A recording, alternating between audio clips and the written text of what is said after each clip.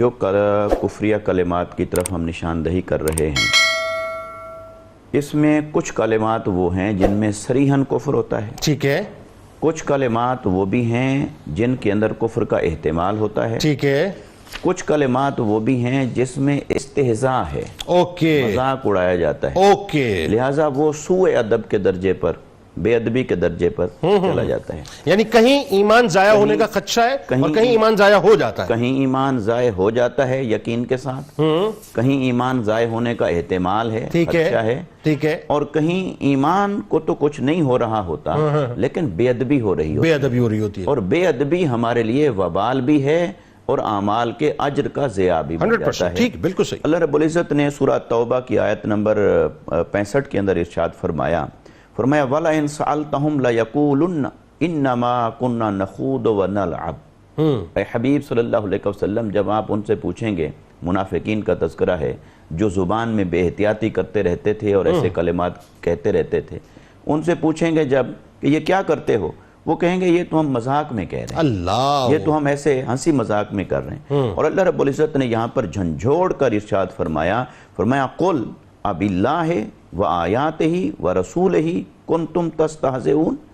کیا تم اللہ کے ساتھ، اللہ کے رسول کے ساتھ اور اس کی آیات کے ساتھ استہزاء کرتے ہو؟ پھر فرمایا لَا تَعْتَذِرُوا قَدْ كَفَرْتُمْ بَعْدَ إِيمَانِكُمْ، اب بہانے نہ بناؤ، تم نے ایمان کے بعد کفر کر لیا ہے۔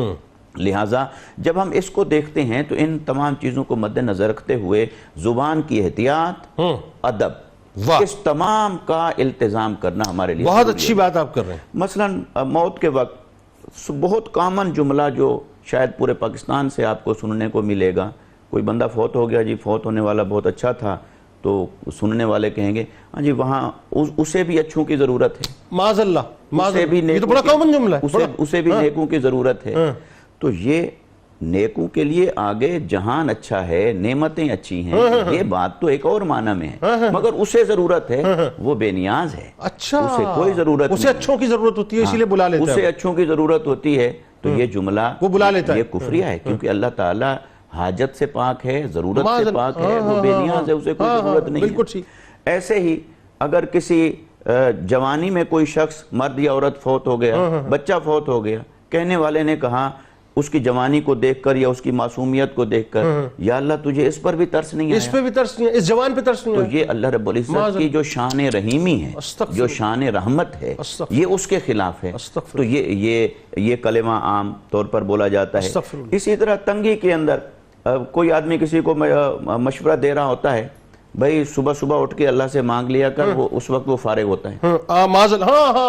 یہ بھی ایک کامن جملہ ہے۔ تہجد کے وقت مانگ لیا کرو، اس کو فارغ ہوتا ہے، یہ جملہ کہا جاتا ہے، بالکل ٹھیک ہے۔ تہجد کے وقت مانگیں، اس کی رحمت متوجہ ہوتی ہے، بالکل ٹھیک، اس کا کرم مائل ہوتا ہے، یہ الگ جملے ہیں، مگر یہ کہ وہ فارغ ہوتا ہے تو اللہ رب العزت نے فرمایا کہ یہ سارے کام بھی اسے نہیں تھکاتے۔ اچھا، اسی طرح کسی سے مال لے لیا، مطلب وہی بات آپ جو کر رہے ہیں کہ اس میں یہ کہا جاتا ہے کہ اللہ کو اس مال کی ضرورت ہوگی، اس لیے اللہ نے لے لیا، اس کے خزانے میں کمی ہو گئی۔ جی ہاں، تو جہاں کہیں بھی اس بات کا معنی پایا جائے گا کہ اللہ کو فلاں شے کی ضرورت ہے، ٹھیک ہے، تو یہ کلمہ کفر ہوگا، کہ اللہ تبارک و تعالی ہر قسم کی ضرورت اور حاجت سے پاک اور مبرہ ہے۔ ٹھیک۔ اسی طرح تنگی اور تکلیف کے وقت ہمیں یہ بھی سننے کو ملتا ہے کہ میری تو اللہ سنتا ہی نہیں ہے، ہاں معاذ اللہ، میں تو دعائیں کر کر کے تھک گیا ہوں، ہماری تو اللہ نے کبھی سنی نہیں۔ اور کسی دوسرے فاسق، فاجر یا فاسق معلن یا ظالم شخص کی طرف اشارہ کر کے کہیں گے اسے تو اللہ نے کھلی چھٹی دے رکھی ہے، اسے تو آزادی ہے، ہمیں تو فوراً پکڑ لیتا ہے۔ اس سے ناانصافی کا تاثر ابھرتا ہے، ٹھیک ہے، کہ معاذ اللہ رب العزت ناانصافی کرتا ہے، معاذ اللہ، حالانکہ یہ تو اس کی حکمتیں ہیں۔ بعض اوقات وہ ظالم کو ڈھیل دیتا ہے تاکہ اپنے عذاب کو اس کے لیے سخت کر سکے، اور بعض اوقات چھوٹی چھوٹی غلطیوں پر وہ نیک اور صالح لوگوں کو پکڑ لیتا ہے تاکہ انہیں ان غلطیوں سے روکا جائے۔ ٹھیک ہے، تو اس کے پیچھے حکمتیں تو ہو سکتی ہیں، مگر اس سے ناانصافی کا تاثر دے کر بیان کرنا اس جملے کو، تو یہ سوء ادب ہو جاتا ہے۔ ٹھیک ہے، اسی طرح کوئی آدمی یہ عام طور پر نوجوانوں میں یہ ہوتا ہے، وہ کہتا ہے یہ تم بڑے نیک ہو، اچھا جاؤ تم نماز پڑھو، تو ہم دوزخ میں ہی صحیح، لیکن سگریٹ جلانے کے لیے تو تمہیں ہمارے پاس ہی آنا پڑے گا، معاذ اللہ، معاذ اس اللہ، طرح کے کلمات کہہ دیتے معاذ اللہ، معاذ تو اللہ۔ یہ جو بے زبان کا جو بے دریغ استعمال ہے، یہ ہمارے ایمان کو ضائع کر دیتا بالکل ٹھیک ہے، اور ہمیں ایمان اور اس کی نعمتوں سے محروم کرنے کا باعث۔ بہت سے لوگوں کو دیکھا پولیٹیکل ازائلم کے لیے، چونکہ معاشی تنگی کی بات آئی تو اس میں اگلا سوال میرا معاشی تنگی کے حوالے سے۔ پولیٹیکل ازائلم کا مطلب جو ہے نا بہانہ بنا کے واٹس ایور کے جی یہاں جان کو خطرہ اور باہر جا کے کاروبار کرنا ہے، جاب کرنی ہے، یا پیورلی جاب کے لیے جو ہے وہ غیر مسلم اپنے آپ کو ڈکلیئر کر دو، غیر مسلم کسی بھی حوالے سے، چاہے وہ جھوٹے مدعی نبوت کا فالوور بتا دو اپنے آپ کو، یا پھر عیسائی ڈکلیئر کر دو، وہاں جا کے ہم تو مسلمان ہیں، دل میں تو ایمان ہے ہی نا ہمارے، تو کیا اس صورت میں کیا وہ کیا معاملہ ہوگا اس کے ساتھ؟ دیکھیں، ایک ہے حالت استرار، ٹھیک ہے، حالت استرار کی بات الگ ہے، مگر یہ اس طرح کے